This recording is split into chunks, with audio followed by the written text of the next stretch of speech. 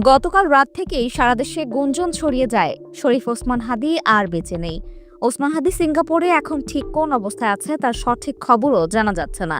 হাদির গুরুতর একটা অপারেশনের জন্য ইংল্যান্ডে নেয়ার পরিকল্পনা থাকলেও হাদির শারীরিক পরিস্থিতি এখন ইংল্যান্ডে নেয়ার মতো অবস্থায় নেই, যার ফলে সিঙ্গাপুরেই হাদির মস্তিষ্কের অপারেশন শুরু হয়েছে। এই অপারেশন থেকে ওসমান হাদি বেঁচে ফিরতে পারবেন কিনা সেটাই এখন সবচেয়ে বড় প্রশ্ন। এদিকে অনেকেই বলছেন ওসমান হাদি অনেক আগেই ক্লিনিক্যালি ডেড অবস্থায় আছে, অর্থাৎ মেশিনের সাহায্যে কোনোভাবে তাকে বাঁচিয়ে রাখা হয়েছে। এরকম পরিস্থিতি থেকে বেঁচে ফেরাটা আল্লাহর অলৌকিক রহমত ছাড়া সম্ভব নয়। এদিকে ইনকলাব মঞ্চের পক্ষ থেকে বলা হয়েছে, আপনারা দোয়া করুন আল্লাহ যেন তাকে হায়াতে তাইয়্যিবাহ নসিব করেন।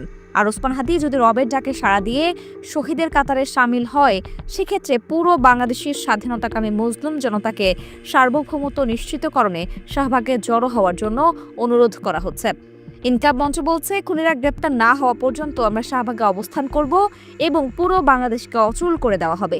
খুনি যদি ভারতে পালিয়ে যায়, সেক্ষেত্রে ভারত সরকারের সাথে আলোচনা করে যে কোনো মূল্যে তাকে গ্রেপ্তারপূর্বক ফেরত আনতে হবে।